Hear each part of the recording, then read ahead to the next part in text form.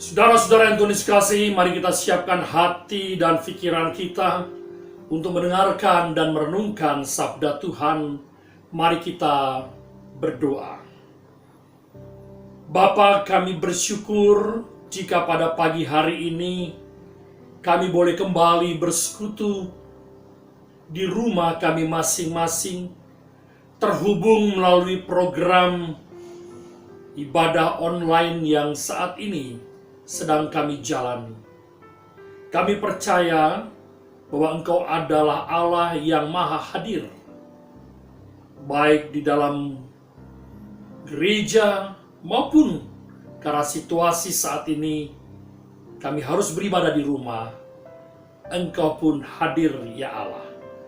Oleh sebab itu, ajarkan kami untuk menjaga hadirat-Mu dalam ibadat pada pagi hari ini dengan sungguh-sungguh, sehingga bukan tempat yang menjadi prioritas bagi kami, tapi hadirat Allah yang Maha Kudus itulah yang menjadi prioritas utama dalam ibadat kami di rumah kami. Saat ini kami siap belajar dari-Mu, mendengarkan firman kebenaran-Mu. Bersabdalah bagi kami, ya Allah, karena kami siap belajar dari-Mu. Demi Yesus Kristus, Tuhan dan Juru Selamat kami berdoa. Amin. Ibu dan Bapak, saudara sekalian yang Tuhan kasihi, pembacaan firman Tuhan diambil dari Injil Yesus Kristus menurut Yohanes pasal 17 ayat 1 sampai 11. Injil Yesus Kristus menurut Yohanes pasal 17 ayat 1 sampai 11. Dan jika saudara sudah mendapatkan Alkitab saudara, mari saya mengajak kita untuk bangkit berdiri dan kita membaca bersama-sama. Yohanes 17 ayat 1 sampai 11, doa Yesus untuk murid-muridnya. Demikianlah kata Yesus, lalu ia menengadah ke langit dan berkata, Bapa, telah tiba saatnya, permuliakanlah anakmu, supaya anakmu mempermuliakan engkau. Sama seperti engkau telah memberikan kepadanya kuasa atas segala yang hidup, demikian pula ia akan memberikan hidup yang kekal kepada semua yang telah engkau berikan kepadanya. Inilah hidup yang kekal itu, yaitu bahwa mereka mengenal engkau satu-satunya Allah yang benar, dan mengenal Yesus Kristus yang telah engkau utus. Aku telah mempermuliakan engkau di bumi dengan jalan menyelesaikan pekerjaan yang engkau berikan kepadaku untuk melakukannya. Oleh sebab itu, ya Bapa, permuliakanlah aku padamu sendiri, dengan kemuliaan yang kumiliki di hadirat-Mu sebelum dunia ada. Aku telah menyatakan nama-Mu kepada semua orang yang Engkau berikan kepadaku dari dunia. Mereka itu milik-Mu, dan Engkau telah memberikan mereka kepadaku, dan mereka telah menuruti firman-Mu. Sekarang mereka tahu bahwa semua yang Engkau berikan kepadaku itu berasal daripada-Mu. Sebab segala firman yang Kau sampaikan kepadaku telah Ku sampaikan kepada mereka, dan mereka telah menerimanya. Mereka tahu benar-benar bahwa Aku datang daripada-Mu, dan mereka percaya bahwa Engkaulah yang telah mengutus Aku. Aku berdoa untuk mereka, bukan untuk dunia aku berdoa, tetapi untuk mereka yang telah Engkau berikan kepadaku, sebab mereka adalah milik-Mu. Dan segala milik-Mu adalah segala milikku adalah milik-Mu, dan milik-Mu adalah milikku. Dan aku telah dipermuliakan di dalam mereka. Dan aku tidak ada lagi di dalam dunia, tetapi mereka masih ada di dalam dunia. Dan aku datang kepadamu, ya Bapa yang kudus, peliharalah mereka dalam nama-Mu, yaitu nama-Mu yang telah Kau berikan kepadaku, supaya mereka menjadi satu, sama seperti kita. Demikianlah firman Tuhan. Yang berbahagia adalah kita yang mendengarkan, memelihara, dan melakukan kehendak Tuhan. Amin.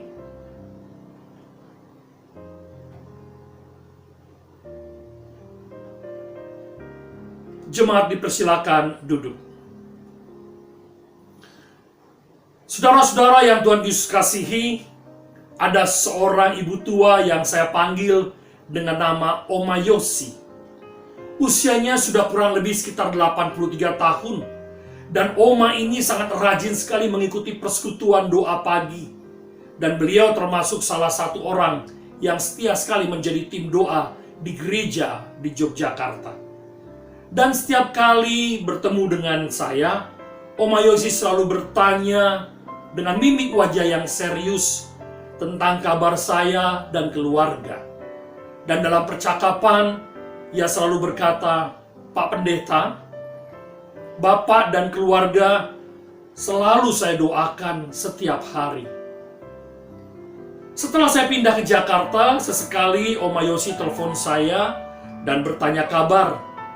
Dan lagi-lagi ia berkata, "Saya tetap mendoakan Pak Pendeta, sekalipun sekarang tidak bisa lagi bertemu muka." Setiap kali Oma Yosi menyampaikan bahwa saya dan keluarga menjadi bagian dari pokok doanya, selain tentu dirinya dan keluarganya, saya selalu terharu. Saya masih ingat sekali bagaimana mimik mukanya dan suaranya yang penuh semangat setiap kali kami bertemu. Dan setiap akhir perjumpaan, ia akan memeluk saya dan berkata, "Tuhan memberkati Pak Pendeta." Saudara-saudara, ada perasaan yang sangat menguatkan, menghibur, dan memberi semangat ketika saya diberitahu Oma Yosi bahwa ia sering mendoakan saya dan keluarga. Senang rasanya mengetahui ada orang yang mendukung pelayanan melalui doa. Nah, sekali waktu pernah seorang teman yang setia mengikuti program Morning Blessing bertanya pada saya. Setiap pagi Pak Pendeta selalu menyapa dengan ucapan, "Apa kabar saudara-saudara? Doa saya, saudara tetap dalam keadaan sehat, dan bla, dan bla, dan bla." Dia bertanya, apakah Pak Pendeta benar-benar berdoa? Satu pertanyaan yang sederhana dan sangat menarik. Karena seringkali kita berkata, "Saya berdoa bagi saudara, saya turut berdoa untuk pergumulan saudara," dan lain sebagainya. Yang jadi pertanyaan, apakah kita memang berdoa atau hanya untuk memanis bibir saja, agar terlihat rohani dan terkesan peduli serta menghibur? Nah, menjawab pertanyaan teman tadi, saya sampaikan, ya betul, saya berdoa untuk setiap jemaat yang saya layani dan setiap mereka yang mendengarkan program Morning Blessing, sekalipun memang saya tidak tahu siapapun orangnya dan tak bisa saya sebutkan nama mereka satu persatu. Sebagai hamba Tuhan, saya mendoakan dan menyebut nama setiap jemaat minimal 1 tahun sekali, yaitu dalam hari ulang tahun kelahiran dan hari ulang tahun pernikahan. Bahkan untuk teman sepelayanan, selalu saya bawa dalam doa pribadi saya. Demikian juga, jika ada seseorang yang memang membutuhkan dukungan doa, ya harus didoakan. Jangan basa-basi, jangan terkesan seakan-akan kita peduli, dan jangan seakan menghibur orang yang sedang membutuhkan doa itu. Kali ini, dalam bacaan kita dari Injil Yohanes pasal 17 ayat 1-11, diberi judul Doa Yesus untuk murid-muridnya. Mari kita perhatikan Yohanes 17 ayat 9. Mari kita lihat bersama Alkitab kita. Dituliskan demikian, "Aku berdoa untuk mereka, bukan untuk dunia aku berdoa, tetapi untuk mereka yang telah Engkau berikan kepadaku, sebab mereka adalah milik-Mu." Saudara-saudara, Yesus begitu perhatian dan mengasihi murid-muridnya. Sebab ia tahu mereka seperti anak kehilangan orang tuanya ketika tiba saatnya ia meninggalkan dunia setelah menyelesaikan tugasnya. Bisa kita bayangkan bagaimana para murid akan mengalami keadaan yang tidak mereka duga akan terjadi pada mereka yang baru 3,5 tahun percaya kepada Yesus, tapi harus menghadapi aniaya setelah Yesus meninggalkan dunia ini. Yesus tahu akan hal ini, dan oleh sebab itu ia berdoa kepada Bapa agar murid-murid berada dalam perlindungan Bapa. Dari sini kita ketahui bahwa ketika kita melakukan tugas dari Yesus, maka pasti kita akan dilindungi Bapa. Dan harusnya menambah keyakinan kita akan selalu dibela dan dilindungi Bapa. Ya, ini menunjukkan seperti liturgi kita tadi berkata, you never walk alone. Kita tidak pernah sendiri. Karena ada Sang Bapa yang memperhatikan hidup kita. Nah, saudara-saudara Tuhan kasih, mari kita pelajari beberapa hal yang menarik dari doa Yesus ini. Yang pertama, Yesus berdoa bukan untuk dunia, tetapi untuk murid-muridnya. Wow, sesuatu yang sangat istimewa. Dikatakan dalam Yohanes 17 ayat 9 dan 10, mari kita perhatikan kembali Alkitab kita, Yohanes 17 ayat 9 dan 10. Aku berdoa untuk mereka, bukan untuk dunia. Aku berdoa, tetapi untuk mereka yang telah Engkau berikan kepadaku. Sebab mereka adalah milikmu. Ayat 10. Dan segala milikku adalah milikmu, dan milikmu adalah milikku. Dan aku telah dipermuliakan di dalam mereka. Bapak dan Ibu saudara sekalian yang Tuhan kasihi, betapa berharganya murid-murid di mata Yesus. Karena Yesus tidak berdoa untuk dunia, tetapi khusus untuk murid-muridnya. Itu berarti murid-muridnya jauh lebih berharga dari dunia ciptaan dari semua yang lain yang Ia ciptakan. Nah, pertanyaannya, siapakah murid-murid Yesus sekarang? Ya, saudara dan saya. Ini menunjukkan bahwa kita mendapat dukungan yang kuat. Karena doanya tidak hanya doa untuk pada murid-murid yang saat itu saja, tapi juga terus untuk saudara dan saya sebagai murid-muridnya saat ini. Kedua yang kita pelajari, murid-muridnya adalah milik Bapa. Ayat 7 dan 10 kita lihat lagi. Aku berdoa untuk mereka, bukan untuk dunia aku berdoa, tapi untuk mereka yang telah Engkau berikan kepadaku. Sebab mereka adalah milikmu. Dan segala milikku adalah milikmu, dan milikmu adalah milikku. Dan aku telah dipermuliakan di dalam mereka. Yesus mengatakan mereka adalah milikmu. Dan segala milikku adalah milikmu, dan milikmu adalah milikku. Ini menunjukkan kesatuan Yesus dan Bapa. Dan itu berarti murid-murid Yesus adalah milik Bapa. Saudara, kita ini milik Bapa. Kita ini memiliki Allah yang berkuasa. Dan kita dimiliki oleh Allah yang berkuasa tersebut. Sebagai milik Bapa, pasti akan dipelihara, akan dilindungi, akan dijaga, akan didukung. Doa Yesus ini tentu menjadi penghiburan bagi para murid pada saat itu dan juga kita pada saat ini. Terlebih di tengah-tengah pandemi virus corona yang melanda dunia. Kita ini punya Bapa dan Bapa itu punya kita. Bapa atau Allah yang omnipresent, Allah yang maha hadir dalam setiap situasi kehidupan kita. Allah yang omniscience, Allah yang maha tahu pergumulan kita, persoalan kita, dan masalah hidup kita. Dan Allah yang omnipotent, Allah yang maha kuasa. Allah yang maha kuasa, sang pemilik jagat semesta, yang juga menjadi pemilik atas hidup kita ini. Dan yang ketiga kita pelajari, Yesus dipermuliakan di dalam murid-muridnya. Ayat 10, sekali lagi kita baca. Dan segala milikku adalah milikmu, dan milikmu adalah milikku. Dan aku telah dipermuliakan di dalam mereka. Yohanes Calvin, Bapak Gereja, mengatakan demikian. Teks Yohanes 17 ayat 10 ini merupakan kesaksian yang sangat bagus untuk meneguhkan iman kita bahwa Kristus tidak pernah berhenti memperhatikan, memelihara keselamatan kita, karena Ia dimuliakan di dalam kita. Sekali lagi, saya katakan dan saya bacakan apa yang ditulis oleh Johannes Calvin, Bapak Reformasi. Ini merupakan kesaksian yang sangat bagus untuk meneguhkan iman kita, bahwa Kristus tidak pernah berhenti. Sekali lagi saya tekankan, Kristus tidak pernah berhenti memperhatikan, memelihara keselamatan kita, karena Ia dimuliakan di dalam kita.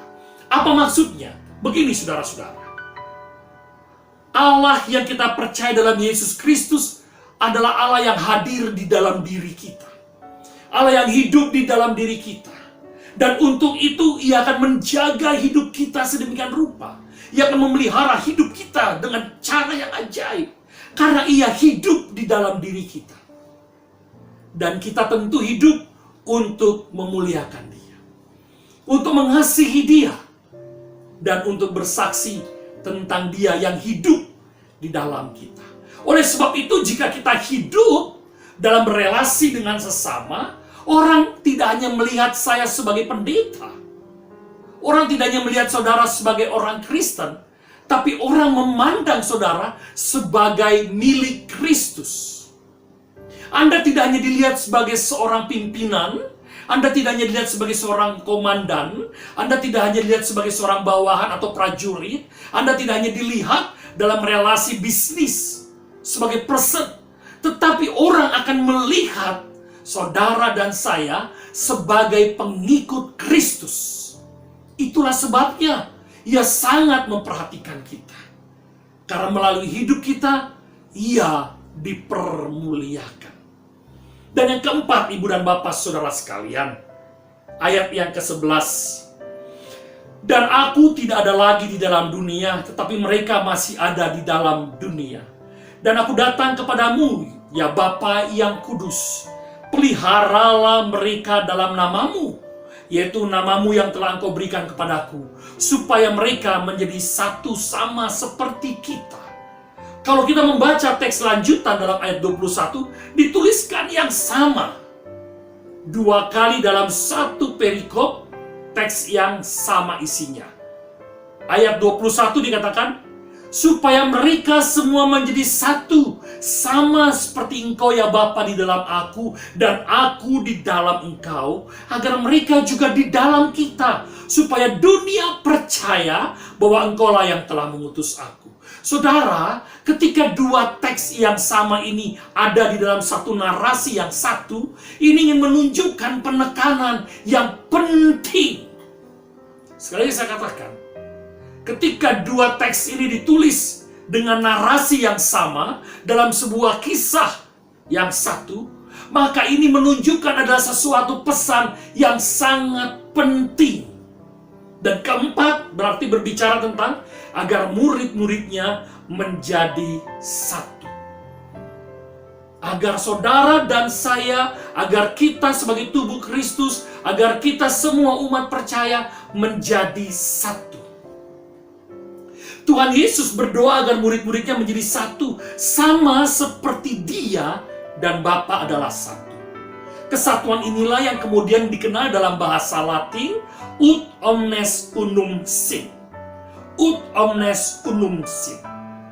Agar kita menjadi satu, sama seperti Yesus dan Bapa adalah satu. So, jadi bila kita murid-muridnya tidak memelihara kesatuan, maka kita sedang menghambat doa Yesus terwujud. Jika kita murid-muridnya tidak memelihara kesatuan, maka kita sedang menghambat doa Yesus terwujud. Oleh sebab itu, mari kita wujudkan doa Yesus tersebut, dan mari kita jalani hidup ini sebagai murid Yesus, dan mengingat beberapa hal. Yang pertama tadi, Yesus berdoa untuk murid-muridnya, bukan untuk dunia. Itu menunjukkan betapa istimewanya saudara dan saya. Betapa istimewanya dan berharganya kita. Karena untuk saudara dan saya, Ia berdoa. Apa isi doanya yang kedua? Murid-murid itu adalah milik Bapa. Kita ini kepunyaan Bapa dan dipelihara oleh Bapa. Kita tidak dibiarkan, kita tidak dibuang, tapi karena kita milik Bapa, maka kita dipelihara oleh Bapa. Yang ketiga kita pelajari. Oleh sebab itu, bagi kita saat ini sebagai milik Bapa yang dipelihara oleh Bapa, yang ketiga kita harus mewujudkan sebagai murid Yesus, yaitu mempermuliakan Dia dalam hidup kita. Oleh karena keselamatan, karya kasih dan cinta yang sudah Yesus berikan bagi hidup kita. Itu bagian yang ketiga. Dan yang keempat, agar kita murid-muridnya menjadi satu. Agar melalui kesatuan, kita dapat menjangkau dunia bagi Allah. Khotbah kita pada hari Kamis dalam ibadah kenaikan disebutkan bagaimana murid-muridnya yang menjadi satu setelah mengalami pemulihan dipersiapkan untuk keluar menjangkau dunia. Kesatuan itu penting untuk dapat menjangkau dunia dengan kesaksian hidup, agar melalui hidup kita tidak ada celah di mana kita dapat dijatuhkan atau dipersalahkan. Karena kita menjadi orang-orang yang hidup dari satu teladan yang sama, yaitu teladan Tuhan Yesus Kristus. Dari keempat hal ini kita dikuatkan sebagai pengikut Kristus. Kita dihibur, kita milik Bapa, berharga lebih daripada dunia ini. Kita dipelihara oleh Bapa. Dan kita harus hidup dalam memuliakan Tuhan yang hidup di dalam diri kita, yang telah memberikan karya keselamatan bagi kita. Dan yang keempat, mari kita bersatu menjadi saksi Kristus di tengah-tengah dunia ini, agar dunia tahu bahwa Yesus ada dalam kita dan kita di dalam Bapa. Bagi kita, Yesus berdoa, dan mari hargai doa Yesus tersebut sebagai bentuk kepedulian dan kasih Tuhan Yesus bagi kita. Oleh sebab itu, melalui bagian ini, mari kita percaya, kita dikuatkan sebagai pengikut Kristus. Kita tidak dibiarkan, kita diperhatikan. Seperti Oma Yosi, cerita yang sederhana, tapi yang memperhatikan, mendoakan. Dan itu memberi penghiburan bahwa saya ada yang doakan. Dan ingat, saudara dan saya ada yang memperhatikan. Bapa surgawi. Itulah yang menghibur dan menguatkan kita. Selamat berjalan sebagai pengikut Tuhan, dan percayalah kita dikuatkan dalam kehidupan kita ini. Tuhan Yesus memberkati kita. Amin. Mari kita berdoa untuk firman Tuhan.